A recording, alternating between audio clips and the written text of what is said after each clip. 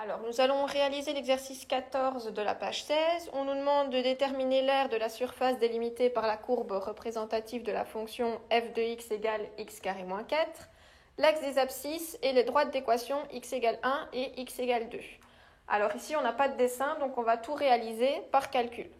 Alors, pour déterminer l'aire de ma surface, je vais devoir utiliser une intégrale définie. Ce dont j'ai besoin, c'est de savoir si ma fonction est, là où je veux regarder l'aire, si elle est positive ou négative, pour savoir si je vais devoir juste prendre l'intégrale définie ou mettre un moins devant. Donc j'ai besoin du signe de ma fonction f de x. Comme j'ai besoin de son signe, je vais effectuer un tableau de signes. Et pour effectuer mon tableau de signes, je vais d'abord calculer les zéros de ma fonction. Donc étape 1, les zéros de f. Alors, pour calculer les zéros de f, il faut résoudre l'équation f de x égale 0, c'est-à-dire x carré moins 4 égale 0. Et je sais que x carré vaut 4 si x est égal à 2 ou à moins 2.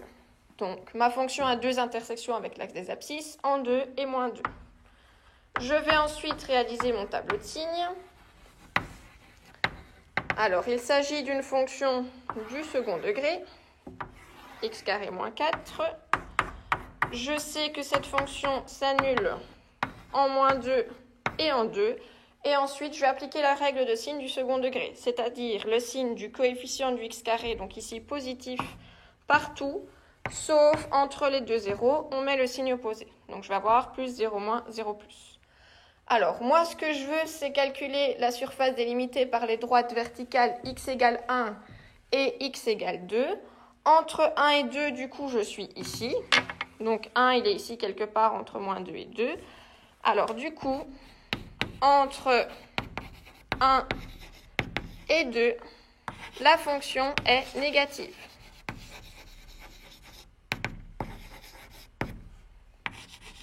Donc, je le vois dans mon tableau de signes.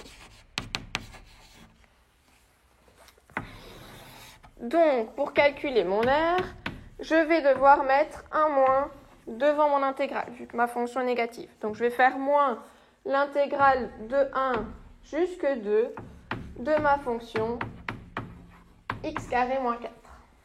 Alors, maintenant que j'ai ceci, première chose à faire, calculer une primitive. Donc, je laisse mes bornes 1 et 2, et dans les crochets, je vais calculer une primitive. Primitive de x carré moins 4. x cube sur 3 moins 4x. Une fois qu'on a déterminé une primitive de la fonction, il faut remplacer. Donc, je vais laisser le moins et mes crochets, je vais mettre des parenthèses. Et je dois faire f de b moins f de a. Donc, f de b, ici, je vais remplacer x par 2. Moins f de a, ici, je vais mettre quand je remplace x par 1. Alors, si je remplace x par 2, je prends ma calculette. Ça fait 2 au cube sur 3, moins 4 fois 2. Réponse, moins 16 tiers. Et ici, je remplace par 1. 1 au cube sur 3, moins 4 fois 1.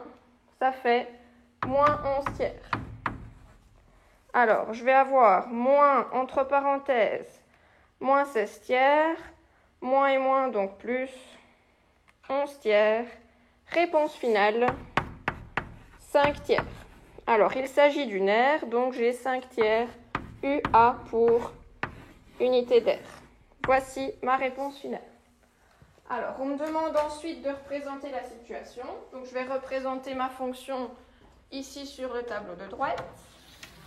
J'ai un repère orthonormé, donc je place mes deux axes perpendiculaires. Je vais prendre 1 cm pour une unité. Et je dois représenter la fonction x carré moins 4, fonction du second degré, donc il s'agit d'une parabole. Et il s'agit en fait de la parabole x carré, donc la fonction de référence, que je descends de 4 unités verticalement. Donc elle va passer par 1, 2, 3, 4 ici, 0, moins 4 sur l'axe y. L'image de 1, ce sera moins 3. L'image de moins 1 est également moins 3. Et j'ai deux intersections avec l'axe des x en 2 et en 1, 2, moins 2. voici ma parabole x carré moins 4. Ma fonction f. Et alors, moi, j'ai voulu déterminer la surface délimitée par cette fonction, l'axe des abscisses et les droites verticales d'équation x égale 1, x égale 2. Donc, je trace ces deux droites verticales, x égale 1 et x égale 2. Et la surface délimitée par tout ceci est la surface que j'assure ici en bleu. Et j'ai calculé que cette surface